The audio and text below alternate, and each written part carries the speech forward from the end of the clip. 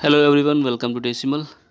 ये class history की है और आज हम लोग इस क्लास में यूपीएससी सीएपीएफ के जो प्रीवियस ईयर क्वेश्चन है उनका डिस्कशन करेंगे। ठीक है, इसमें सारे क्वेश्चन हिस्ट्री के ही है। हम लोग पहले हिस्ट्री के डिस्कशन करेंगे, फिर पॉलिटी के, फिर ज्योग्राफी के, इस तरह जो है डिस्कशन करेंगे प्रीवियस ईयर क्वेश्चन का। ठीक है, सीएपीएफ के प्रीवियस ईयर क्वेश्चन है और ये इंपॉर्टेंट हैं यूपीसीएस के लिए और अदर पीसीएस एग्ज़ाम्स के लिए। ठीक है, तो इन क्वेश्चन को ध्यान से देखिएगा। कभी कभार इस तरह के क्वेश्चन जो है यूपीएससी क्वेश्चन यूपीसीएस में रिपीट हो जाते हैं। ठीक है ना, चलिए शुरू करते हैं आज का डिस्कशन। और अगर आप चैनल पर नए हैं तो चैनल को सब्सक्राइब कर लीजिए। और ये है पहला क्वेश्चन। देखिए यहाँ पर दिया हुआ है क्वेश्चन में, दक्षिण भारत में, ठीक है, दक्षिण भारत में भक्ति आंदोलन के बारे में निम्नलिखित में से कौन सा एक कथन सही नहीं है। मतलब कि गलत कथन पूछा है, कौन सा कथन सही नहीं है। पहला है, नालाइयार दिव्य प्रबंधन को तमिल वेद के रूप में भी जाना जाता है। ठीक है, तो जो नालाइयार दिव्य प्रबंधन है उसको तमिल वेद के रूप में जाना जाता है, पहली स्टेटमेंट है। दूसरा है, आंडाल एक आलवार थी। ठीक है, दूसरी स्टेटमेंट है, आंडाल एक आलवार थी। तीसरी स्टेटमेंट है, एक सेकेंड, तीसरी स्टेटमेंट है, कराइकल अम्मायर। ठीक है ना, कराइकल अम्मायर विष्णु की भक्त थी। डी है, संत अप्पर और संत सुंदर की धात्विक प्रतिकृतियाँ, ठीक है ना, धात्विक प्रतिकृतियाँ बनाई गई थी और एक शिव मंदिर में प्रतिष्ठित की गई थी। ठीक है, ये शब्द जो है, इस तरह के क्वेश्चन जो होते हैं थोड़ा ध्यान से पढ़िएगा। इनमें जो है ना, शब्द काफ़ी कठिन होते हैं हिंदी के, ठीक है, इंग्लिश के भी कठिन होते हैं। तो इस क्वेश्चन का राइट आंसर है ऑप्शन सी। ठीक है ना, ऑप्शन सी, कराइकल अम्मायर। ठीक है, कराइकल अम्मायर विष्णु की भक्ति। तो ये जो स्टेटमेंट है ये सही नहीं है। ठीक है, दूसरा क्वेश्चन है, निम्नलिखित में से कौन किराता अर्जुनीय के रचयिता हैं। ठीक है ना, किराता अर्जुनीय के रचयिता हैं। यहाँ पे आपके पास चार विकल्प हैं। पहला है माघ, दूसरा है भारवी, तीसरा है बास, चौथा है भवभूति। ठीक है, यहाँ पे चार विकल्प हैं। इस तरह के क्वेश्चन देखिए, इस तरह के क्वेश्चन में एलिमिनेशन मेथड भी नहीं लगता। ठीक है, इस तरह के क्वेश्चन में अगर आपको पता है डायरेक्ट, तभी इस तरह के क्वेश्चन अटैम्प्ट करिएगा। ठीक है, नहीं तो ये क्वेश्चन गलत हो जाते हैं एकदम। अब इसमें कोई एकदम पता हो तभी कर पाएंगे। इसमें कोई एलिमिनेशन मेथड नहीं लगता कि पहले स्टेटमेंट गलत है तो पहले वाले जितने हैं वो कट कर दें। ठीक है, तो इस क्वेश्चन का राइट आंसर है ऑप्शन बी। ठीक है, ऑप्शन बी, आयोग ने ऑप्शन बी बताया है। ठीक है, और ये क्वेश्चन जितने भी हैं मतलब कि आयोग के बताए हुए हैं, मतलब कि आंसर जो है, ठीक है ना, आयोग के बताए हुए हैं। देखिए तीसरा है, निम्नलिखित में से कौन सा एक कंडारिया महादेव का सही विवरण है। ठीक है ना, कंडारिया महादेव का सही विवरण है। पहला है, एलिफेंटा में एक शिव मंदिर है। ठीक है, एलिफेंटा में एक शिव मंदिर है। दूसरा है, भट्टी की एक रचना का शीर्षक। ठीक है, तीसरा है, चंदेल राजाओं की राजधानी, और चौथा है, खजुराहो में एक मंदिर। ठीक है, चौथा है खजुराहो में एक मंदिर। तो इस क्वेश्चन का राइट आंसर है ऑप्शन डी। ठीक है ना, ऑप्शन डी है। आप एक बार गूगल भी करिएगा। ठीक है, कंडारिया महादेव मंदिर, या फिर एनसीईआरटी पढ़ते में कहीं ना कहीं मिल ही जाएगा। ठीक है, आगे देखते हैं। अगला क्वेश्चन है, लिंगायतों के बारे में निम्नलिखित कथनों पर विचार कीजिए। ठीक है, लिंगायतों के बारे में निम्नलिखित कथनों पर विचार कीजिए। पहला है, वे अपने मृतकों को, ठीक है, मिट्टी में गाड़ते थे, मृतकों को मिट्टी में गाड़ते थे। दूसरा है, वे जाति व्यवस्था विशेषकर शुद्धता और मलिनता मतलब प्रदूषण के सिद्धांत में अत्यधिक विश्वास रखते थे। तीसरा विकल्प है, वे बाल विवाह के विरुद्ध हैं तथा विधवा पुनर्विवाह के पक्षधर हैं। बाल विवाह के मतलब विरुद्ध हैं, बाल विवाह के विरुद्ध हैं, और विधवा पुनर्विवाह के पक्षधर हैं, विधवा पुनर्विवाह के पक्ष में, मतलब ये विकल्प है। यहाँ पर आपके पास चार विकल्प है, पहला और दूसरा, केवल पहला, दूसरा और तीसरा, पहला और तीसरा। ठीक है, तो यहाँ पे जो दिया हुआ है कि दूसरा वाला स्टेटमेंट जो है, वे जाति व्यवस्था विशेषकर शुद्धता और बालीनता के सिद्धांत में अत्यधिक विश्वास रखते थे। ठीक है, तो दूसरी स्टेटमेंट जो है वो एक तरह से गलत है। ठीक है ना, तो ये कट जाएगा, ये कट जाएगा। ठीक है, और पहला है वे अपने मृतकों को मिट्टी में गाड़ते थे। ठीक है, वे अपने मृतकों को मिट्टी में गाड़ते थे। और यहाँ पे ध्यान देखिए कथन सही पूछा है, सही वाले पूछे हैं। ठीक है ना, तो सही है। और तीसरा भी जो स्टेटमेंट है वो बाल विवाह के विरुद्ध और विधवा पुनर्विवाह के समर्थक थे। ठीक है, तो ये भी स्टेटमेंट सही है। तो इस हिसाब से दूसरा गलत है तो ये कट जाएगा, ये कट जाएगा। और तीसरा भी सही है तो तीसरा केवल इसी में है तो यही सही होगा। ठीक है, ये एलिमिनेशन मेथड है। तो इस तरह के क्वेश्चन को इस तरह कर सकते हैं आप। ठीक है, इसमें क्या होता है अगर पूरे विकल्प नहीं पता है, एक विकल्प पता है तो आप 50% क्वेश्चन जो है सॉल्व कर सकते हो। कभी कभी तो पूरा ही सॉल्व हो जाता है। जैसे कि दूसरा विकल्प अगर यहाँ पे भी दिया होता, ठीक है, यहाँ पे भी दिया होता, केवल 1 और 2 दिया होता है ना, जैसे 1 2 दिया हुआ है। ठीक है, या कोई और विकल्प दिया होता है, 3 ऊपर दिए होते ना कि तीनों एक स्टेटमेंट ऐसी जो गलत है और तीनों में है तो तीनों कट जाते हैं। इस तरह कभी कभी दिए होते, अभी आगे मिल जाएगा तो ठीक है, नहीं तो कभी मिलेगा ही। मतलब ये कहने का है कि जो गलत स्टेटमेंट होती है वो तीनों में दी होती है। ठीक है, तो उस तरह वो तीनों कट जाते हैं किसी किसी क्वेश्चन में, ये कह रहा हूँ मैं। देखिए अगला है सुलह ई कुल के बारे में निम्नलिखित कथनों पर विचार कीजिए। ठीक है, सुलह ई कुल के बारे में निम्नलिखित कथनों पर विचार कीजिए। इसका अर्थ है परम शांति। पहले स्टेटमेंट है क्या, इसका अर्थ है परम शांति। दूसरा है यह सभी धर्मों और विचारधाराओं के लिए अभिव्यक्ति की स्वतंत्रता को संभव बनाता है। तीसरा है सुलह ई कुल का आदर्श, सुलह ई कुल का आदर्श राजनीतियों के माध्यम से क्रियान्वित किया गया। ठीक है, और यहाँ पर पूछा गया है ऊपर एक में से कौन सा कथन सही है। ठीक है, कौन सा कथन सही है।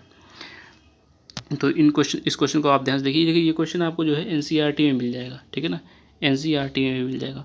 और ये तीनों स्टेटमेंट जो है एक तरह से इसका अर्थ सुलह एक कुल का अर्थ है परम शांति, सही स्टेटमेंट है। ये सभी धर्मों और विचारधाराओं के लिए अभिव्यक्ति की स्वतंत्रता को संभव बनाता है, तो ये भी सही है। तीसरा है सुलह ई कुल का आदर्श राजनीतियों के माध्यम से क्रियान्वित किया, तो ये भी सही है। ठीक है, तो इस तरह इस क्वेश्चन का राइट आंसर है ऑप्शन बी। ठीक है, ऑप्शन बी है।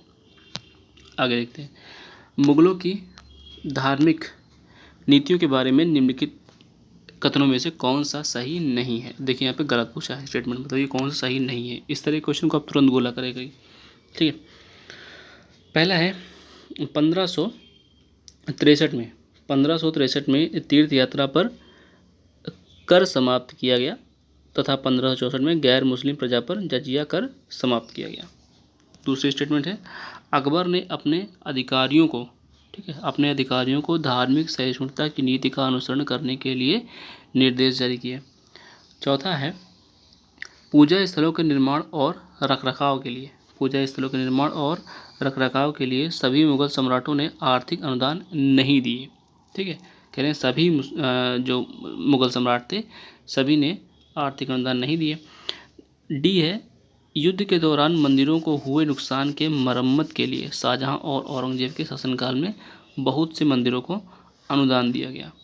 डी है कि जब युद्ध के दौरान में मंदिरों को जो नुकसान हुआ है ना, मंदिरों को हुए नुकसान की मरम्मत के लिए शाहजहां और औरंगजेब के शासनकाल में बहुत से मंदिरों को अनुदान दिया गया। तो क्वेश्चन पूछा है आपसे यहाँ पे कौन सा सही नहीं है।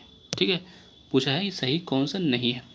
देखो तो यहाँ पे ये जो स्टेटमेंट है पूजा स्थलों के निर्माण के रखरखाव के लिए सभी मुगल सम्राटों ने आर्थिक अनुदान नहीं दिए। ठीक है ना, तो ये जो सभी है ना, ये अगर आप ध्यान कर लो तो ये स्टेटमेंट आपको लगेगी ये स्टेटमेंट गलत है। ठीक है, क्योंकि सभी मुगल सम्राटों ने आर्थिक अनुदान नहीं दिए, ये गलत स्टेटमेंट है। ठीक है, तो यही स्टेटमेंट सही है। और ये आप जो है सतीश चंद्रा की जो बुक है ना मेडिवल, ठीक है, उसको आप पढ़ेंगे तो आपको ये इस तरह क्वेश्चन जो आसानी से सॉल्व हो जाएंगे। ठीक है, सतीश चंद्रा की जो मध्यकालीन भारत है उसको पढ़ेंगे तो आपको इस तरह के क्वेश्चन जो है डायरेक्ट कर सकते हो आप। ठीक है,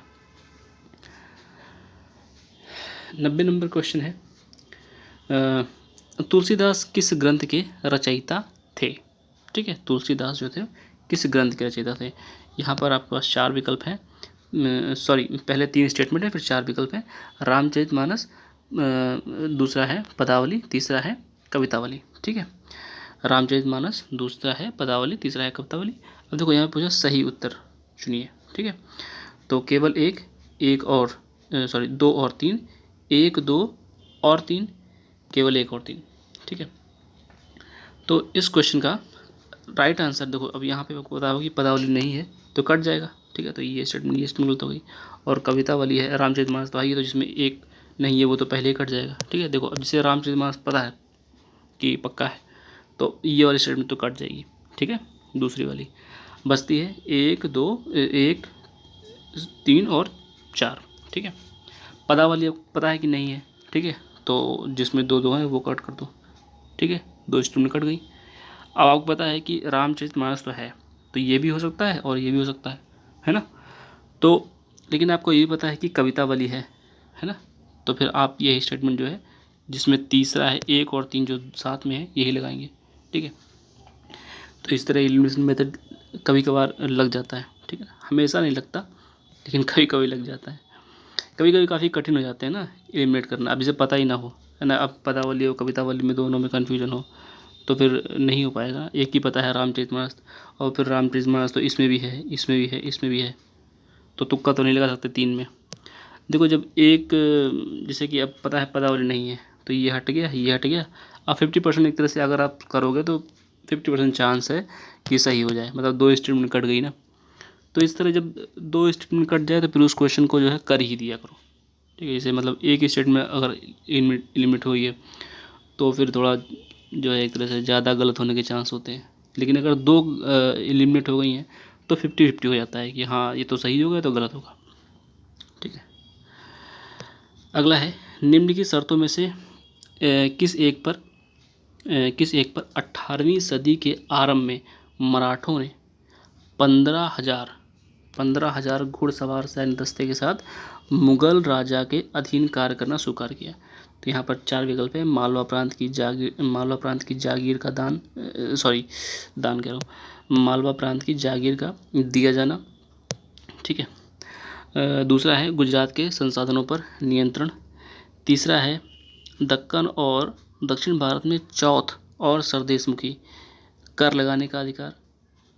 और डी है उनके अपने नाम पर सिक्के को ढालने का अधिकार। ठीक है, तो अब ये क्वेश्चन अगर आपने बिपिन चंद्र की बुक पढ़ी हो या एनसीईआरटी पढ़ी हो तब भी कर सकते हो। ठीक है, ये इस क्वेश्चन का राइट आंसर है ऑप्शन सी। ठीक है, इसका राइट आंसर है ऑप्शन सी, दक्कन और दक्षिण भारत में चौथ और सरदेशमुखी कर लगाने का अधिकार। ठीक है, देखते हैं नेक्स्ट।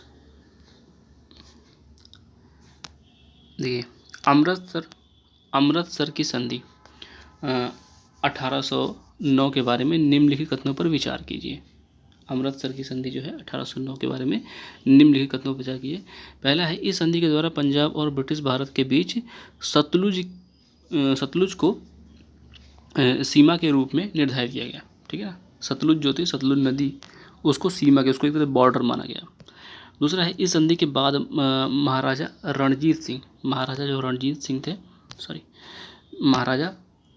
रणजीत सिंह जम्मू, मुल्तान और कश्मीर को अपने अधिकार क्षेत्र में मिला लेने में समर्थ हुए। ठीक है, तो यहाँ पे आपके पास 4 विकल्प हैं। पहला है केवल 1, केवल 2, 1 और 2, और डी है ना तो 1 ना तो 2। ठीक है, तो इस क्वेश्चन का राइट आंसर है ऑप्शन सी। ऑप्शन सी इस क्वेश्चन का राइट आंसर है कि इस संधि के द्वारा, और सही पूछा है यहाँ पे, ठीक है ना, सही पूछा है, इस संधि के द्वारा पंजाब और ब्रिटिश भारत के बीच सतलुज को एज अ बॉर्डर माना गया। ठीक है, और संधि के बाद महाराजा रणजीत सिंह जम्मू, मुल्तान और कश्मीर को अपने अधिकार क्षेत्र में मिला लेने में समर्थ हुए। ठीक है, तो इस क्वेश्चन का राइट आंसर है ऑप्शन सी, 1 और 2 दोनों सही है। ठीक है, अब नेक्स्ट है हड़प्पा लिपि के बारे में निम्नलिखित कथनों में से कौन सा सही नहीं है, मतलब गलत पूछा है। ठीक है, कौन सा सही नहीं है। ठीक है, इसमें लगभग 400 सांकेतिक चिन्ह दिए हैं। यह है दाईं से बाईं ओर लिखी गई है। इसे अस्थि शलाकाओं और आभूषणों पर पाया गया है। ठीक है, चौथा है यह मेहुला के लोगों से संबंधित है। ठीक है ना, ये मेहुला के लोगों से संबंधित है। ठीक, तो अब ये हड़प्पा के बारे में आप पढ़ेंगे। ठीक है, तो आपको इसमें जो है मिल जाएगा। ठीक है, और रामशरण शर्मा की बुक या फिर 6 क्लास की NCERT वगैरह पढ़ेंगे तो शायद आप कर सकते हैं। ठीक है ना, लेकिन ध्यान से पढ़ना पड़ेगा, कुछ गूगल भी करना पड़ेगा उसमें। ठीक है, तो इस क्वेश्चन का राइट आंसर है ऑप्शन डी, ये मेहुला के लोगों से संबंध रखती है। ठीक, लेकिन अगर RS शर्मा की बुक पढ़ेंगे तो उसमें तो उससे हो जाएगा, आराम से हो जाएगा। ठीक है, देखिए तीसरा है, तीसरा कह रहा हूँ, 103 नंबर क्वेश्चन है। निम्नलिखित में से कौन सा या से सही है? दो स्टेटमेंट है। बंगाल में परमहंस मंडली की स्थापना स्वामी विवेकानंद द्वारा की गई थी। ठीक है, बंगाल में परमहंस मंडली की स्थापना स्वामी विवेकानंद के द्वारा की गई थी। दूसरा है, हिंदू धार्मिक विचारधारा तथा प्रथा में सुधार के उद्देश्य से महाराष्ट्र में प्रार्थना समाज की स्थापना की गई। ठीक है, और विकल्प दिए हैं बिल्कुल वैसे ही, केवल एक, केवल दो, एक दो, दोनों, ना तो एक ना तो दो। ठीक है, तो आपको अगर पता हो कि जो है पहली स्टेटमेंट बंगाल में परमहंस मंडली की स्थापना स्वामी विवेकानंद की थी, ये गलत है, तो आप जो है ये कट जाएगा, ये कट जाएगा। ठीक है, और हिंदू धार्मिक विचारधारा तथा प्रथा में सुधार के उद्देश्य से महाराष्ट्र में प्रार्थना समाज की स्थापना हुई। ठीक है, तो ये स्टेटमेंट जो है सही है। ठीक है, तो इस क्वेश्चन का राइट आंसर हो जाएगा ऑप्शन बी। ठीक है, इस क्वेश्चन का राइट आंसर हो जाएगा ऑप्शन बी, सही उत्तर पूछा गया है। ठीक है, चौथा है 104 नंबर है, मतलब महात्मा गांधी की दांडी यात्रा अथवा नमक अभियान के बारे में निम्नलिखित कथनों में से कौन सा एक सही नहीं है? मतलब इसमें भी गलत पूछा है। ठीक है, 4 स्टेटमेंट है। ये ऐसी पहली राष्ट्रीय गतिविधि थी जिसमें बड़ी संख्या में महिलाओं ने भाग लिया। दूसरा है, कमला देवी चट्टोपाध्याय के अनुरोध पर गांधी जी ने महिलाओं की सहभागिता की अनुमति दी। पाश्चात्य प्रेस मतलब वेस्टर्न प्रेस द्वारा इस अभियान के बारे में विस्तार से छापा गया। और डी है, लंदन में प्रथम गोलमेज सम्मेलन की असफलता के बाद यह अभियान प्रारंभ हुआ। ठीक है, तो इस क्वेश्चन का राइट आंसर है ऑप्शन डी, लंदन में गोलमेज सम्मेलन के पश्चात जो है गोलमेज सम्मेलन में असफलता हुई, उसके बाद ये प्रारंभ हुआ। ठीक है, गोलमेज सम्मेलन जब पढ़ेंगे तो आपको ये समझ में आ जाएगा। ठीक है, फिर है, भारतीय राष्ट्रीय कांग्रेस की ब्रिटिश समिति कब स्थापित हुई? ठीक है ना, भारतीय राष्ट्रीय कांग्रेस की ब्रिटिश समिति कब स्थापित हुई, ये क्वेश्चन पूछा गया। इस क्वेश्चन का राइट आंसर है 1889। अभी ये क्वेश्चन पता हो तभी लगाइएगा, नहीं तो इस तरह क्वेश्चन मत करना, मतलब गलत हो जाते हैं। डायरेक्ट पता हो तभी, इसमें कुछ तुक्का लगेगा नहीं, है ना, गलत होने के इस तरह के ज़्यादा चांसेस होते हैं। एलिमिनेशन वाले में जो क्या होता है, एलिमिनेशन मेथड में कि अगर एक आध पता हो कि हाँ सही गलत वाले अगर पता हो जल्दी हो जाता है। ठीक है, नहीं तो सही वाला पता हो तब भी हो जाता है कभी कभी। ठीक है, 106 नंबर है, तमिलकम प्राचीन तमिल देश का नाम था जिसमें सम्मिलित था। पहला है, आज का तमिलनाडु और इसके साथ श्रीलंका के कुछ भाग, वर्तमान तिरुपति पहाड़ियाँ तथा प्रायद्वीप के सुदूर दक्षिण छोर के मध्य का भूभाग। सी है, आज का तमिलनाडु तथा महाराष्ट्र। डी है, आज का केरल, तेलंगाना तथा कर्नाटक। ठीक, इस क्वेश्चन का राइट आंसर है ऑप्शन बी। ठीक है, ऑप्शन बी, वर्तमान तिरुपति पहाड़ियाँ तथा प्रायद्वीप के सुदूर दक्षिण छोर के मध्य का भूभाग। ठीक है, तो ये क्वेश्चन थे हिस्ट्री के। ठीक है, और हम लोग नेक्स्ट वीडियो में फिर जो है अभी हिस्ट्री करेंगे, क्योंकि हम अभी हिस्ट्री डिस्कस पढ़ रहे हैं। ठीक है ना, हिस्ट्री पढ़ रहे हैं, मॉडर्न हिस्ट्री। ठीक है, मॉडर्न हिस्ट्री पढ़ रहे हैं, तो अभी हिस्ट्री क्या करेंगे। ठीक है, फिर जब हिस्ट्री आधी ख़त्म हो जाएगी लगभग, तो फिर पॉलिटी करेंगे, फिर जियोग्राफी करेंगे। ठीक है, अब जितने प्रीवियस ईयर हम लोग सारे डिस्कशन करेंगे। प्रीवियस ईयर से ये पता चल जाता है कि पेपर में पूछा गया जाता है। ठीक है, और सिलेबस भी आपको पता होना चाहिए। अगर सिलेबस नहीं है तो सिलेबस डाउनलोड कर लीजिए, UPPCS का भी और UPSC CAPF का भी। ठीक है, और बाकी आपने पहले हिस्ट्री की वीडियो नहीं देखी है, मॉडर्न हिस्ट्री की वीडियो, तो आप देख लीजिए। ठीक है, उससे आपको क्वेश्चन पक्का सॉल्व हो जाएगा। मतलब उतना अगर पढ़ लेंगे तो CAPF और UPPCS में क्वेश्चन सॉल्व हो जाएगा। और इस चैनल पर आप नए हैं तो चैनल को सब्सक्राइब कर सकते हैं, इस वीडियो को लाइक कर सकते हैं। मिलते हैं नेक्स्ट वीडियो में। Thank you.